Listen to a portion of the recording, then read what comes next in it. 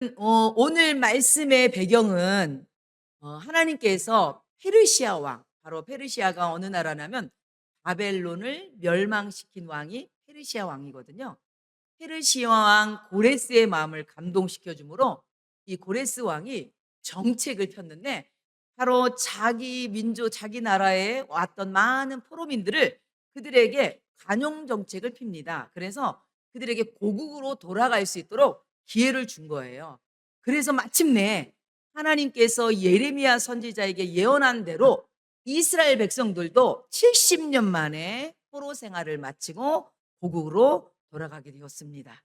그래서 시편 126편에 보면 그때의 당시 상황을 시편 기자는 뭐라고 얘기하냐면, 우리가 꿈꾸는 것 같았도다. 입에는 웃음이 가득했고 혀에는 찬양이 흘렀도다. 이렇게 시편 기자가 고백을 합니다. 꿈 같은 일이 벌어진 거예요. 70년 만에 정말로 예레미야 선지자가 하셨던 그 말씀이 응답이 되어서 정말로 꿈 같은 일이 벌어져서 이스라엘 백성들이 포로에서 이제 고국으로 돌아가게 되었던 것입니다. 그때 여러분, 이제 고국으로 돌아갈 때 3차에 이루어서 고국으로 돌아가는데, 오늘은 1차 첫 번째 고국으로 귀환하는 거에 대한 말씀을 하려고 합니다. 특별히 여러분, 고국에 돌아감에 있어서 바로 지도자가 누구냐면 수르바벨 총독과 대제사장 여호수아가 그들을 이끌고 고국으로 돌아가는데, 당시에 이들이 고국으로 돌아간 숫자가 49,897명, 거의 5만 명에 가까운 숫자가 고국으로 돌아갔습니다. 그런데 여러분, 이 길이 결코 쉬운 길이 아니에요. 당시의 바벨론, 당시의 페르시아는요, 오늘날의 이라크예요. 오늘날의 이라크가 있는 그 자리서부터 예루살렘까지 거리였어요. 더구나 거기에는 노약자들도 있고 여러 사람이 있다 보니까 안전한 거리로 가야 되기 때문에 보통 거리를 한 1,500km 정도로 생각을 하고 있더라고요. 쉽게 설명하면 서울에서 부산까지 걸어서 왕복 4번을 왔다 갔다 하는 거예요. 엄청난 거리죠? 여러분, 이 거리를 보통 한 4개월에서 6개월 정도 걸려서 바로 이제 페르시아, 바벨론에서부터 예루살렘까지 이제 오게 되는 거죠. 여러분, 이 험난한 여정은 결코 쉽지 않았어요. 왜 그러냐면 사막을 통과해야 됐고 강을 건너야 됐고 식량과 물이 필요했고, 그리고 곳곳마다 강도들이 위험이 있었어요. 왜 그러면 여행객들이 이제 여러 가지 이제 중요한 물품들을 갖고 다니기 때문에 이런 것들을 각오하고 지금 이스라엘 백성들이 고국을 향해 가고 있습니다. 얼마나 복잡했습니까? 얼마나 기대를 하고 그리고 나라로 돌아갔겠습니까? 그런데 여러분, 이들이 막상 고국에 딱 도착을 했는데, 여러분, 이들이 한 일이 뭐냐면, 그 그리웠던 고국에 돌아가서 첫 번째 한 일이 뭐냐면, 다른 거 다 제껴놓고 무너진 성전을 재건했습니다. 여러분, 이게 무슨 말이냐면 이스라엘 백성은요, 성정 공동체의 중심이거든요. 그런데 솔로몬에 의해서 지었던 성전이 바벨론 나라가 쳐들어오면서 무참하게 그 성전을 다 파괴해 버렸어요. 그러니까 그냥 성전은요, 완전히 그냥 무너졌던 거죠. 그래서 이들이 돌아오자마자 한 일이 뭐냐면 성전을 재건하는 일이었어요. 왜 그러냐면 이스라엘 백성에게 성전 재건은 굉장한 중요한 의미가 있거든요. 첫 번째는 성전은요, 하나님의 임재를 상징하고, 그리고 하나님과의 관계를 회복하는 신앙 운동의 구심점이었거든요. 뿐만 아니라 민족의 정체성이기도 했어요, 이 예루살렘 성전이. 그래서 이들이요, 이스라엘 백성들이 돌아서 가장 먼저 한 일이 성전의 재건이었습니다. 그래서 이들이 돌아오자마자 하나님 앞에 예배를 드리고 첫 제사를 드리고 성전의 기초를 기쁨과 감격의 마음으로 기초를 놓습니다. 그런데 여러분, 이렇게 기대하는 마음으로, 그리고 기쁜 마음으로 성전을 재건하려고 했지만, 여러분, 방해가 있었습니다. 어려움이 닥쳤던 거죠. 성전을 기초를 놓자마자 이것이 거기서 중단되고 말았어요. 근데 몇 년 동안 중단이 됐냐면 16년이라는 시간 동안 중단이 되었어요. 그러면 왜 이렇게 중단이 되었나, 그거에 대한 이유를 여러분에게 좀 설명을 해드리려고 합니다. 첫 번째는 뭐냐면 이들이 오자마자 성전을 재건하려고 했는데, 첫 번째 가장 어려움이 뭐냐면 주변 민족의 끊임없인 방해가 있었어요. 그게 뭐냐면 첫 번째, 여러분, 사마리아 많이 들어봤죠? 사마리아는 예루살렘 바로 조금의 우에 가면은 바로 북쪽에 있는 사마리아, 지역이거든요. 그 사마리아 사람들이 이제 이 귀국했던 이 본국으로 온 사람들이 예루살렘 성전을 진다는 얘기를 듣고 우리도 그 성전에 참여하게 해달라고 얘기를 합니다. 그런데 여러분, 이 사마리아 사람들이 바로 누구냐면 이들은 바로 북이스라엘이 아수르에 멸망당할 때 아수르에 의해서 강제로 끌려온 사람들이 여러분 그곳에서 모이거든요. 모여서 유대인들하고 같이 결혼하고 이러면서 그곳이 섞인 민족이 된 거예요. 그냥 민족만 섞인 것이 아니라 그들이 섞이면서 이방 신들도 데리고 온 거예요. 그러니까 사마리아 사람들이 하나님을 믿으면서도 혼합 종교, 바로 이방 종교를 믿었던 거죠. 그러니까 스룹바벨과 여호수아는 같이 우리가 볼 때는 아유 성전 같이 지면 좋겠지 이런 생각이 들지 모르겠지만 무엇을 염려하면 같이 성전을 짐으로 말미암아 바로 자칫하면 바로 어떤 일이 벌어져요? 바로 종교의 순수성, 바로 하나님에 대한 믿음의 순수한 신앙을 바로 정체성을 훼손할 의료가 있었던 거예요. 그래서 아예 싹부터 잘랐던 거예요. 왜요? 본인들이 바벨론 포로로 끌려갔던 게 뭐예요? 여러분 솔로몬 왕이 이방 신상들을 이방 여인들과 결혼하면서 이방 신상들을 많이 들어옴으로 인해서 그것으로 인해서 하나님 앞에 징계로 인해서 바벨론으로 끌려갔잖아요. 다시는 그런 일을 번복하면 안 되잖아요. 그러니까 사마리아 사람들이 우리도 같이 짓자 할 때 단호하게 그 고조를 했던 거죠. 그런데 문제는 이들이 사마리아 사람들이 자기들의 도움을 거절당하자 이때부터 이들이 확 돌아서 갖고서 이 예루살렘 성전 건축을 집요하게 방해를 시작하는데 어떻게 반역을 시작하냐면 페르시아 왕에게 계속적으로 왕이시여 이들이 지금 성전을 짓는 것은 왕에게 대한 반역의 시도입니다. 이러면서 왜곡된 정보로 계속 페르시아 왕에게 상소를 올리는 거예요. 여러분 우리도요. 이 맨 처음에는 이게 아니다 싶어도 여러분 계속 들으면 어떻게 해요? 정말 그런가? 정말 그렇겠네? 이런 생각이 들지 않습니까? 그러니까 페르시아 왕도 처음에는 아니었다가 계속 상소문이 올라오니까 안 되겠다. 정말 쟤네들이 성전을 짐으로 인해서 나한테 반역을 당하는 것 같아. 이래갖고요 페르시아 왕이 뭐라 그러냐면 성전 건축하는 것을 멈춰라 이렇게 된 거예요. 왕이 멈추라고 하니까 이스라엘 백성들이 기쁨과 감격으로 성전을 재건하려고 했던 것이 어떻게 돼버렸어요? 중단이 돼버린 거예요. 그러자 온 이스라엘 백성들이요 낙심이 오고요 절망이 오고요 패배감에 사로잡혔던 것이지요. 여러분 이 말씀을 통해서 우리가 우리 삶에 적용해 보면 여러분 마찬가지입니다. 우리도 우리 나름대로 기쁨과 소망을 가지고 열심히 하려고 했던 모든 일들이 때때로 보면요 생각지도 못한 어려움으로 인해서 방해하는 사람들로 인하여서 태클 거는 사람들로 인하여서 우리가 장애물을 만나게 되는 거죠. 그러다 보면 우리가 어떻게 돼요? 여러분 낙심될 수가 있죠. 그것이 신앙생활도 마찬가지고 여러분이 사회생활에 어떤 일을 하며 있어도 마찬가지인 거예요. 여러분 이게 방법과 사건이 달라서 그렇지 모든 일들이 다 그래요. 우리가 어떤 일을 계획했을 때 순조롭게 되는가 반면에 그것을 꼭 어떻게 해요? 그거를 힘들게 만든 것이 있다는 거죠. 여러분 이렇게 첫 번째 외부적인 압력이 있었고 두 번째 또 어려움이 있었는데 그건 뭐냐면 이스라엘 백성들은요 귀국하면요 본국으로 돌아오면 모든 것이 다 해결할 줄 알았어요. 그래도 이제 그렇게 꿈에 그리던 고향으로 돌아온 거잖아요. 70년 만에 돌아온 거잖아요. 그런데 막상 본국으로 돌아왔지만 현실은요 너무나 가혹했어요. 왜 그러냐면 이미 그들이 알고 있었지만 폐허가 된 예루살렘 성이 눈앞에 보이고 본인들의 집터도 무너진 집터가 보이고 방치된 밭들은 황폐하게 변해버렸고 한마디로 뭐냐면 이들이 생업의 위협까지 힘들게 됐다는 거죠. 여러분 그래서 이들이 나름대로 열심히 자기가 살 집이 있어야 되는 거잖아요.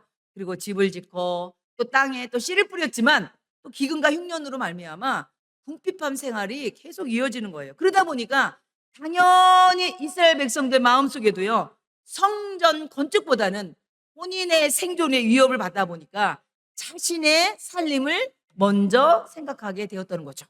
그러다 보니까 성전을 재건하고자 하는 그런 열정이 사라지게 된 거예요. 그리고 무기력감에 빠지게 된 거죠. 그리고 우리가 조금 더 안정되면 우리가 조금 더 여유가 있으면 그때 성전을 재건하자 이렇게 미루다 보니까 몇 년이 된 거예요? 16년이라는 세월이 흐른 거예요. 그러니까 성전이 기초만 되고 16년 동안 그냥 방치가 된 거예요. 여러분, 이 말씀은 이게 무슨 우리에게 주는 교훈이 뭐냐면, 여러분, 우리가요 영적으로 우리가 침체가 되거나 우리가 무기력감에 빠지고요, 아니면 때로는 현실적으로 경제가 무너지거나 아니면 미래가 불확실해지잖아요. 그러면요, 우리가 해야 될 우선순위, 성도는요 예배가 우선순위잖아요. 그렇잖아요. 그런데 이스라엘 백성도 예배를 드릴 성전을 먼저 재건을 해야 되는데도 불구하고 이들의 우선순위가 바뀌어버린 거예요. 여러분, 우리도 절대로 우리가 먹고 사는 문제가 아무리 힘들어지더라도, 우리의 환경이 아무리 어려워도 여러분, 우선순위는 절대로 바뀌면 안 되는 거예요. 이 우선순위가 뭐예요? 성도의 우선순위는 하나님 앞에 예배거든요. 예배를 통해서 우리 영육이 회복되고요, 예배를 통해서 하나님의 은혜를 경험하고요, 예배를 통해서 하나님 주신 복으로 우리가 살아갈 수 있거든요. 근데 이것이 바뀌어버리면 안 되는데, 이스라엘 백성들은요 바로 생업에 힘들다 보니까 우선순위가 바뀌어버린 거예요. 여러분, 이 말씀을 준비하면서 제가 어떤 칼럼을 잠깐 읽어봤는데, 거기 보니까 이런 칼럼 내용이더라고요. 꽃밭이 있어요. 꽃밭들을 보면 사람이 아름답게 정성이 들어가고, 그리고 사람들이 꾸며놓은 꽃밭은 너무 예쁘잖아요. 그리고 사람들이 일부러 그렇게 아름답게 꾸며놓은 정원들도 우리가 멀리 또 여행도 가고 또 일부러도 찾아가서 구경도 하고 그러잖아요. 그런데요, 이 아름다운 꽃밭을 망치는 것은요 아주 간단해요. 그거 뭔지 압니까? 가서 들어가서요 그 꽃밭을요 일부러 꽃을 꺾을 필요도 없어요. 그냥 짓밟을 필요도 없어요. 그냥 방치하면 돼요. 그냥 방치하면 잡초씨가 날라와서 어느 순간에 그것은 꽃밭이 아니라 잡초밭이 돼버리는 거예요. 여러분, 여기에는요 아주 중요한 것이 우리에게 있어요. 맞습니다. 여러분, 우리도 마찬가지예요. 우리가 영적으로 우리가 깨어있지 않고, 우리가 영적으로 이런 우선순위가 바뀌고 우리의 신앙이 뒤로 물러나가면요, 우리의 심령에도요 잡초, 하나님이 우선되어야 될 우리 심령 가운데 잡초가 자라게 되는 거예요. 이게 뭐예요? 하나님 앞에 예쁘게 드려야 될 꽃밭이 잡초로 가득하므로 그대로 우리의 신앙의 우선순위가 무너져 내리는 거예요. 여러분, 아무것도 하지 않으면 이렇게 꽃밭이 잡초로 무성해지는 것처럼 우리 신앙생활에도 아무것도 하지 않으면요, 여러분 그러고 있어 봐요. 내 믿음은 믿음대로 떨어져 나가고요, 내 신앙 한 주님과의 점점 멀어져 갑니다. 그래서요, 우리가 늘 이렇게 매주일마다 모여서 예배드리고 기도회 때 기도하고, 이게 뭡니까? 우리 마음에 있는 꽃밭의 잡초를 뽑는 일이에요. 그게 내 신앙을 약하게 만드는 것들을 잡아 뽑아내는 거거든요. 그러면서 우리 신앙이 더욱더 주님과 가까이 가고 새로워지는 거거든요. 사랑하는 성도 여러분, 이때 당시에 이스라엘 백성들이 그랬다는 거예요. 16년 동안 방치하다 보니까 백성들과 지도자는 점점 무기력함에 빠져버리고 의지가 꺾여버렸어요. 그러니까 16년 동안 그 예루살렘 성전이 기초만 되고 그냥 그대로 방치가 된 거예요. 그것을 다시 재건하려고 하는 마음조차도 없는 거예요, 이제는.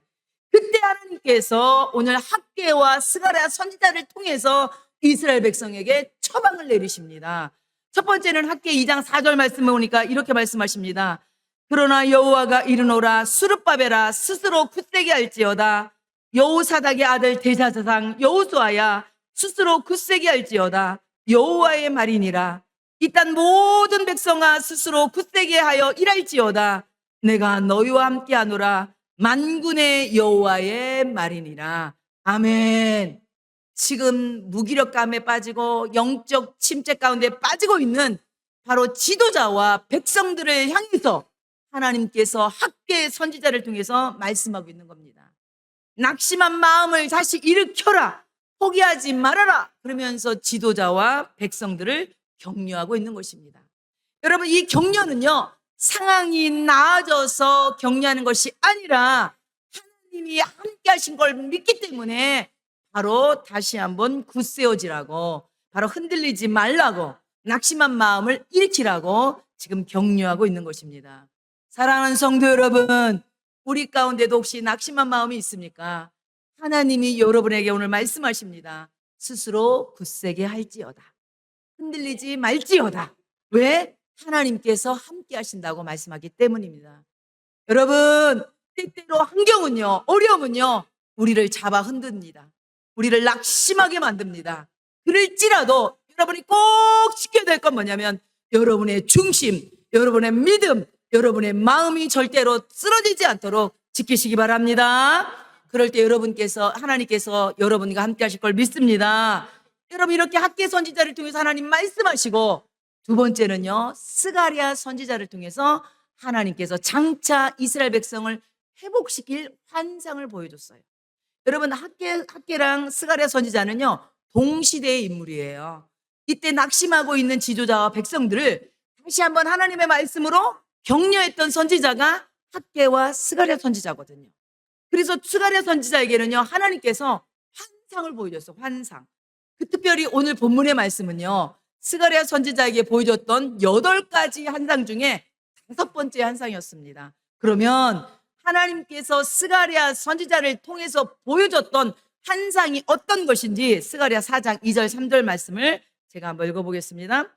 그가 내게 묻되 내가 무엇을 보느냐? 내가 대답하되 내가 보니 순금 등 단대가 있는데 그 위에는 기름 그릇이 있고 또 그 기름 그릇 위에 7 등잔이 있으며 그 기름 그릇 위에 있는 등잔을 위해서 7간이 있고 그 등잔대 곁에 2 감람나무가 있는데 하나는 그 기름 그릇 오른쪽에 있고 하나는 그 왼쪽에 있나이다 하고, 지금 하나님께서 지금 환상을 보여줬는데요. 여러분이 이렇게 얘기하니까 이게 무슨 말인지 잘 모르겠죠. 이게 무슨 말이냐면 하나님께서 승금 등잔대를 보여준 거예요. 승금 등잔대는 뭐냐면요, 여러분 성전에 들어가면 성소에 들어가면 보면 그 성소를 밝히는 밝히는 등잔, 한마디로 촛대가 있어요. 그 촛대를 등잔대라고 하는 거예요. 근데 그 촛대가 뭐냐면 이스라엘 백성들은요, 그 이름을 메노라라고 불러요. 메노라. 한 번 정도는 좀 들어봤을 거예요. 그거는 성전 내부를 밝히는 바로 촛대거든요. 그런데 보통은 그 촛대에 제사장들이 들어가서 촛대에, 여러분, 그 촛대에 불이 밝히도록 기름을 항상 이렇게 채워 넣습니다. 제사장들이. 그런데 오늘 스가랴가 본 환상은요, 바로 그 촛대에 기름을 부어야 되는데 그렇게 된 게 아니라 바로 촛대 옆에 큰 올리브 나무가 있는 거예요. 여러분이 잘 아는 것처럼 올리브 나무는 기름이잖아요. 기름을 짜는 나무잖아요. 그 올리브 나무가 있는데, 여러분, 그 올리브 나무가 여러분이 봤던 이거를 제가 설명을 하면서 그 그림을 보면서 설명을 해드릴게요. 한번 그림을 한번 보여줘 보세요. 이렇게 지금 저게 가운데 있는 게 촛대거든요.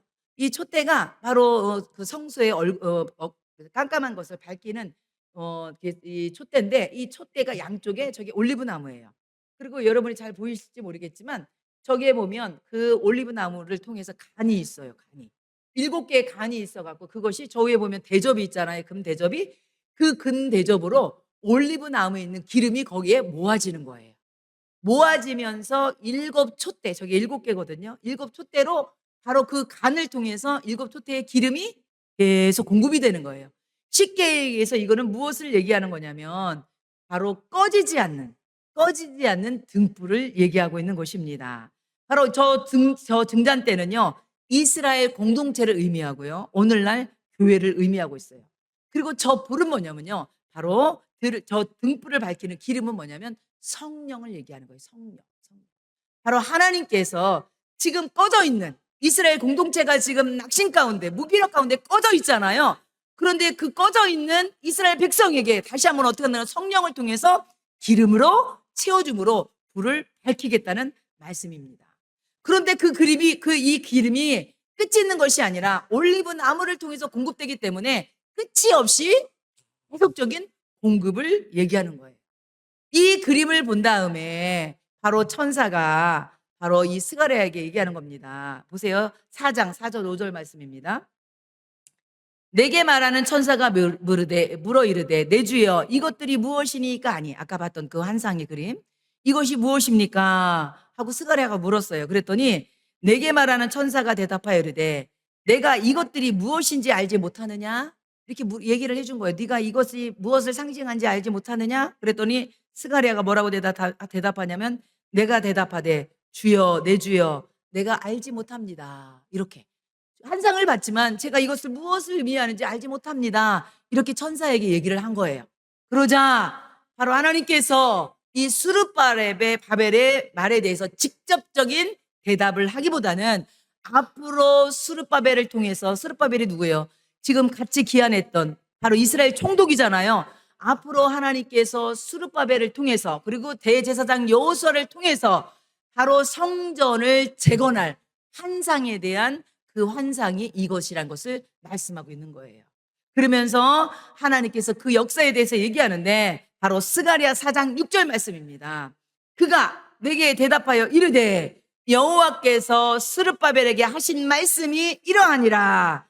만군의 여호와께서 말씀하시되 이는 힘으로 되지 아니하며 능력으로 되지 아니하고 오직 나의 영으로 되느니라. 아멘. 여러분, 이게 무슨 말씀이냐면 성전 재건, 너희가 나름대로 힘으로, 여기 보면 힘이라는 것이 히브리어로 하일이거든요. 이건 뭐냐면 군사력, 조직력, 바로 재정적 자원, 이걸 힘이라고 얘기하고요. 그 다음에 능력은요, 히브리어로 코아인데 이거는 뭐냐면 인간의 영역, 역량, 그 다음에 기술, 재능을 얘기하거든요. 그런데 당시 사람들은요, 예루살렘 성전 건축은 바로 군사력에 의해서, 조직력에 의해서, 재정적인 자원에 의해서, 그리고 기술과 재능에 의해서 이루어진다고 믿었어요. 그런데 자기들에게는 뭐예요? 이런 자원이 지금 없다는 거예요. 이런 자원이 없어서 16년 동안 그렇게 방치했다는 거예요. 그런데 지금 하나님께서 지금 스가랴를 통해서 말씀하시기를 성전 재건은 너희가 생각하는 것처럼 물질이나 군사력이나 재능이나 기술로 이루어지는 것이 아니라 바로 하나님의 영인 성령을 통해서 성전이 재건된다는 것을 말씀하고 있는 것입니다. 그렇기 때문에 이스라엘 백성들에게 다시 한번 일어서서 하나님이 주신 공급한 힘으로 성령의 능력을 받아서 성전 재건에 힘써라, 이 얘기를 하는 거예요. 그러면서 뭐라고 그래요? 아까 그 두 감람나무에서 계속 기름이 흘러나왔다고 했잖아요. 하나님께서 너희들이 감당할 수 있도록 끊임없이 힘을 공급하겠다는 얘기예요. 성도 여러분, 그래서 오늘 이 말씀을 통해서 중요한 건 뭐냐면, 여러분, 교회는 마찬가지입니다. 교회뿐만 아니라 여러분의 일도 마찬가지입니다. 여러분, 오늘 스가랴를 통해서 주시는 말씀은 성전 건축은 인간적인 자원으로 이루어지는 것이 아니라 오직 성령의 능력으로 될 수 있다는 것으로 말씀하고 있는 것입니다. 여러분, 교회나 모든 사역도 어떤 프로그램 그리고 재정적인 능력으로 이루어지는 것이 아니라 바로 교회도요, 성령의 능력으로 가야 됨을 말씀하고 있습니다. 오직 교회가 추구할 차원은요, 물질도 필요하죠, 프로그램도 필요하죠. 그런데 오직 교회가 추구할 차원이 한 가지가 있는데 가장 중요한 건 뭐라는 거예요? 성령의 능력이라는 거예요. 그래서 우리 하늘의교회는요, 늘 성령의 충만을 위해서 기도해야 됩니다. 성령이 역사하기를 위해서 기도해야 됩니다. 그럼 우리 모두 예배도 성령 충만으로, 봉사도 성령 충만으로, 전도도 성령 충만으로, 교제도 성령 충만으로, 그래야지 여러분 지치지가 않아요. 여러분, 그래야지 열매가 있어요. 아멘. 여러분, 하나님이 공급하신 힘으로 예배도 드리고 충성도 하고 전도도 하는 우리 하늘교회 성도들 되기를 축원합니다. 여러분, 인도의 선교사 스탠리 존스라는 사람이 있어요. 이분은요, 이렇게 얘기했습니다. 아주 유명한 말을 했는데 제가 한번 읽어드릴게요. 제가 이제 어느 설교를 듣다가 저도 너무 좋아서 여러분에게 소개하려고 합니다. 내가 예수님을 믿을 때 하나님이 내게 선물을 두 가지 주셨다. 첫 번째는 거듭남과 두 번째는 성령 충만이라는 선물을 주셨대요. 거듭남은 나를 하나님 나라로 인도하였고, 성령 충만은 하나님 나라를 나에게로 데리고 왔다. 이렇게 스탠리 존스는 얘기하고 있습니다. 여러분, 이게 무슨 말이냐면, 우리가 예수님을 믿잖아요. 그러면 하나님께서 우리에게 선물을 주시는데 첫 번째는 거듭남이란 선물. 이거는요, 누구나 이 거듭남을 통해서 우리가 천국 간다는 거예요. 아멘. 그리고 성령 충만은 뭐냐면요, 하나님 나라를 내 안으로 데려온다는 거. 뭐냐면 하나님 나라가 내 안에서 이루어지고 우리 가정에서 이루어지고 우리 교회에서 이루어지게 한다는 거예요. 이게 봐요, 성령 충만의 역사라는 것입니다. 여러분, 이 말씀은 다시 말씀드려서, 여러분, 16년 동안 이스라엘 백성은요, 무기력증에, 영적 침체에 빠져 있었어요. 16년 동안 그들이 그렇게 가라앉아 있을 때 이것을 회복시키고 이것을 살려내는 것은 오직 뭐밖에 없어요? 성령 충만. 왜요? 성령님은요 살리는 영이시거든요. 많은 사람들이 안 된다고 할 때에 성령님이 역사하면 그곳에 살아나는 역사가 있을 줄 믿습니다. 성령 충만하면 심령도 살아나고요, 믿음도 살아나고요, 가정도 살아나고요, 경제도 살아나고요, 경제도 가정 여러분 건강도 살아나고요, 교회도 회복될 걸 믿습니다. 그래서 여러분 우리가 성령 충만 받아야 돼요. 여러분 성령 충만 없으면요 교회는요 안고 없는 찐빵하고 똑같은 거예요. 교회의 원동력은요 성령님이에요. 성령님. 여러분 숫자에 많고 적음이 중요한 게 아니라 성령 충만하냐. 우리 교회는 늘 성령 충만한 교회 되기를 바랍니다. 그랬을 때에 성령 충만할 때에 어떤 역사가 이루어지냐. 스가랴 4장 7절에 보니까 큰 산아 내가 무엇이냐. 내가 수르바벨 앞에서 뭐가 되리라? 형지가 되리라. 할렐루야. 여러분 아까 큰 산이 뭐라고 그랬어요? 16년 동안 이들을 좌절시킨 어려움, 극복하지 못한 그 어려움, 바로 주변 민족의 방해, 경제적인 어려움, 무력감 이런 것들이 큰 산이었어요. 그런데 여러분 이 큰 산이 어떻게 됐대요? 형지가 됐다고 했습니다. 여러분 성령 충만하면 하나님께서 우리 앞에 있는 모든 장애물을 여러분 장애물을 해치고 제거해 주시고 길을 열어주실 것을 믿습니다. 사랑하는 성도 여러분, 우리 누구에게나요 다 큰 산이 있습니다. 저는요 이 말씀을 준비하면서요 하나님 앞에 기도하는 마음으로 왔어요. 어떤 기도하는 마음으로 왔냐면 하나님 우리 교회 성도들 마음속에 일단 내면에 있는 큰 산이 이번 말씀을 통하여서 제거되게 하여 주시옵소서. 여러분의 마음에 있는 큰 산, 걱정, 불안, 근심, 모든 우리의 마음에 침체된 이 모든 것들 예수님의 이름으로 성령 충만함으로 완전히 물러갈 걸 믿습니다. 무너질 걸 믿습니다. 먼저는 내 마음에 있는 큰 산이 무너져야 돼요. 여러분 내 마음이 평안해야 돼요. 그리고 두 번째는 뭐냐면 우리의 삶을 누르고 있는 현실의 큰 산.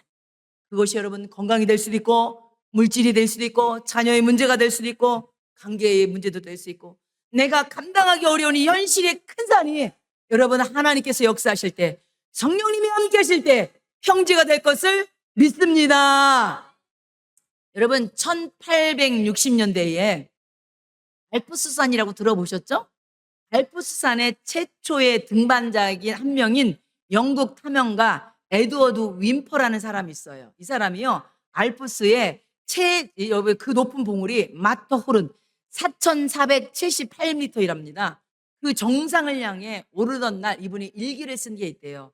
너무 유명해서 저도 이렇게 이제 여러분에게 소개하려고 하는데 이분이 그 알프스산 정상을 처음 오를 때 쓴 일기에 이렇게 썼다고 합니다.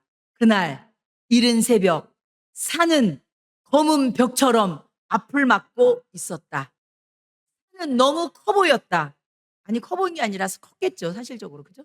그러나 가까이 다가가면 산은 사라지고 발 디딜 곳만 남는다. 크게 보이던 산은 그대로 있었지만 내가 한 걸음 한 걸음 걷기 시작하자 내 앞에는 더 이상 산이 아니라 길이 놓여 있었다. 여러분 이 사람이 일기에 아멘이 하고 싶어요. 그렇죠? 여러분 앞에 산이 있을지라도요. 그 감당 못할 그 산이 떡 버티고 있을지라도요. 그 산을 향해서 여러분 전진해서 가잖아요. 더 이상 그 산은요 산으로 보이지 않고 뭐가 됐다는 거예요? 길이 됐다는 거예요. 내가 디딜 발걸음이 됐다는 거예요. 그러니까 여러분 앞에 있는 문제 앞에 두려워하지 말라는 거예요. 낙심하지 말라는 거예요. 여러분 우리 인생에도 바로 넘지 못할 산처럼 바로 그리고 감히 넘을 수 없는 것처럼 보이는 그런 산처럼 있을지라도 성령님과 함께 동행하면 바로 여러분 그 앞에 큰 산도 길이 되어 열린다는 말씀입니다. 사랑하는 성도 여러분, 우리 모두 여러분 앞에 있는 그 모든 문제 성령님이 함께 하심으로 하나님이 길 되시게 하는 그 놀라운 역사 여러분의 삶 가운데도 있기를 축원합니다. 여러분 두 번째 여러분 성령 충만하면 어떤 일이 벌어지냐면 스가랴 4장 7절 하반절 보니까 그가 머릿돌을 내놓을 때에 무리가 외치기를 은총이 그에게 있을지어다 하리라 하셨고 그랬거든요. 머릿돌이란 건 뭐냐면요 공사가 다 마친 다음에 쓰는 머릿돌 있잖아요. 몇 월 며칠 이거 준공이 완성됐다 하는 거잖아요. 그런데 여기 보니까 이 머릿돌을 놓을 때 은총이 그에게 있을지어다. 이게 무슨 말이냐면요. 은혜로 시작해서 은혜로 마치게 한다는 거예요. 성령님이 함께 하시면 그 어떤 모든 일도 하나님의 은혜로 시작해서 하나님의 은혜로 마치게 함을 믿습니다. 다른 말로 4장 9절에 보니까 수룹바벨의 손이 이 성전의 기초를 놓았은즉 그의 손이 또한 그 일을 마치리라 하셨나니 만군의 여호와께서 나를 너희에게 보내신 줄 내가 알리라 하셨느니라. 아멘. 이게 뭐예요? 성전의 기초를 놓으신 하나님께서 그 일을 마치게 하신다는 것입니다. 16년 동안 중단된 공사가 정말로 순풍에 돛달고 가는 것처럼 여러분 정말 4년 만에 이 성전 재건이 완성이 됩니다. 하나님의 역사지요. 여러분 그래서 에스라 6장 14절 15절 말씀 보면 성전 완공에 대해서 이렇게 얘기합니다. 유다 사람의 장로들이 선지자 학개와 이또의 손자 수가라의 겉면을 따랐다죠. 성전 건축하는 일이 형통한지라. 이스라엘 하나님의 명령과 바사왕 고레스와 다리오와 아닥사스다의 조서를 따라 성전을 건축하며 일을 끝내되 다리오 왕 제6년 아더월 3일에 성전 일을 끝내니라. 아멘. 그렇습니다. 성도 여러분, 하나님께서 역사하실 때 여러분 막힌 일도 오래 걸릴 일처럼 보이는 것도 불가능한 일도 순조롭게 해결될 걸 믿습니다. 그래서 여러분 빌립보서 1장 6절에 보면 너희 안에 착한 일을 시작하신 이가 그리스도 예수의 날까지 이루실 줄을 우리는 확신하노라. 아멘. 하나님께서 여러분에게 시작하신 그 모든 일 우리 교회가 시작하게 하셨사오니 하나님께서 우리 교회 가운데도 역사하실 걸 믿습니다. 여러분 그 다음에 중요한 일은 뭐냐면 4장 10절입니다. 4장 10절 제가 한번 읽어보겠습니다. 작은 일의 날이라고 멸시하는 자가 누구냐? 사람들이 수룹바벨의 손에 다림질이 있음을 보고 기뻐하리라. 이 일곱은 온 세상에 두루 다니는 여호와의 눈이라 하니라 그랬거든요. 여러분 지금 수룹바벨 성전을 짓고 있는데 여러분 사람들이 볼 때에 이게 작은 일이라고 여기 보니까 멸시했대요. 이게 왜 그러냐면 여러분 첫 번째 성전인 이전의 성전인 솔로몬의 성전은요 아주 크고 화려했거든요. 그런데 반면에 지금 짓는 수룹바벨 성전은요 너무 그거에 비해서 너무 초라했거든요. 그러면서 지금 이것을 보는 사람들이 과거에도 너희들이 이거 하다가 실패했는데 16년 전에도 실패했는데 과연 이 일이 시작 잘 되겠냐고 이렇게 조롱하는 사람들이 있다는 거죠. 그런데요 여러분 보세요. 우리 주님께서 뭐라고 합니까? 작은 일의 날이라고 멸시하는 자가 누구냐. 그러면서 이 말씀은 무슨 말이냐면 작은 일을 통해서 하나님께서는 하나님의 역사를 이루겠다는 말씀이에요. 지금 비록 하는 일이 작은 일처럼 보이고 지금 하는 일이 이게 무슨 큰 일이 되겠어? 뭐가 도움이 되겠어? 할지라도 하나님께서 그것을 통해서 하나님의 큰 일을 이루시겠다는 말씀이거든요. 여러분 보세요. 예수님도요. 여러분 지극히 작은 모습으로 이 땅에 오셨지만 많은 이 땅에 온 인류를 구원하지 않습니까? 뿐만 아니라 마가의 다락방 120명의 작은 숫자가 온 세계에 복음을 전하는 놀라운 세계 복음화를 이루잖아요. 여러분 작다고 낙심하지 마십시다. 여러분 모든 일은 작은 것부터 시작되는 거예요. 그렇습니다. 우리 교회도 마찬가지예요. 저는 이거를 보면서 그렇습니다. 주님, 우리 교회가 지금 정말 미약하고 작게 시작했지만 하나님께서 우리 교회 이 시작을 귀하게 보심을 믿으시기 바랍니다. 그러므로 하나님께서 우리 교회 가운데 역사하실 것을 믿습니다. 뿐만 아니라요, 여러분들의 작은 헌신, 여러분들이 하는 그 수고가 결단코 헛되지 않는데요. 왜 그러냐면 오늘 말씀해 보니까 보세요. 다시 한번 4장 10절에 보면 작은 일이라고 멸시하는 자가 누구냐? 사람들이 수르바벨의 손에서 다림줄이 있음을 보고 기뻐하리라. 이 일곱은 온 세상에 두루 다니는 여호와의 눈이니라 하니라. 하나님의 눈을요 일곱으로 얘기했어요. 이건 완전수거든요. 하나님께서는요 우리들이 하는 작은 헌신조차도 우리들이 하는 작은 일조차도 하나님께서는 보고 계신다는 거예요. 그리고 반드시 그것을 통해서 우리에게 열매를 맺게 하신다는 것입니다. 사랑하는 성도 여러분, 이 아름다운 열매가 여러분의 삶 가운데 있을 줄 믿습니다. 여러분 결론입니다. 우리 스가랴 1장 1절 보도록 하겠습니다. 스가랴 1장 1절로 넘어가겠습니다. 예, 결론입니다. 여기 보면 다리오 왕 제2년 8달에 여호와의 말씀이 이또의 손자 베가랴의 아들 선지자 스가랴에 임하니라. 여러분, 스가랴는요 14장으로 되어 있어요. 그런데 1장 1절에 보니까 스가랴를 소개하는데 그냥 하나님께서 그냥 스가랴 한 사람은 소개하면 되잖아요. 그런데 여기 스가랴를 소개할 때요, 여기 보니까 그의 이또의 손자 베가랴의 아들, 그 할아버지, 그 아버지 스가랴를 소개하고 있어요. 왜 그러냐면요, 요 세 사람의 이름이 뜻이요 너무 중요하거든요. 먼저 여러분, 여기 스가랴 뜻은 뭐냐면요, 여호와께서 기억하신다는 것입니다. 그리고 여러분, 이또는 누구냐면 이또는 그의 할아버지거든요. 할아버지 이또란 뜻은 뭐냐면 적절한 시기에, 그런 뜻이 있어요. 그리고 그 아버지 베레가는 뭐냐면요, 여호와께서 복 주신다는 얘기예요. 한마디로요, 이 세 사람의 이름의 뜻에는요 풍성한 은혜가 있어요. 한마디로 이곳에 하나님의 비전과 하나님의 약속이 이곳에 있는 거예요. 이것을 이어보면 뭐냐면 여호와께서 기억하시고 적절한 시기에 복 주신다는 얘기예요. 이 세 사람의 이름을 합치면 그런 역사가 있다는 거죠. 한마디로 하나님께서는요 스가랴 선지자를 통하여서 하나님께서 이스라엘 백성을 기억하시고 때문에 이스라엘 백성에게 복을 주신다는 말씀입니다. 그 말씀은 오늘 우리에게도 똑같이 말씀하고 있는 것입니다. 여러분, 하나님께서는 여러분을 기억하시고 하나님의 때가 되면 여러분에게 복을 주실 것을 믿습니다. 그러므로 여러분, 예루살렘 재건을 통하여 영광 받으신 하나님께서는 여러분과 여러분의 무너진 경제, 무너진 건강, 여러분의 무너진 가정도 하나님께서 반드시 회복시켜 줄 걸 믿습니다.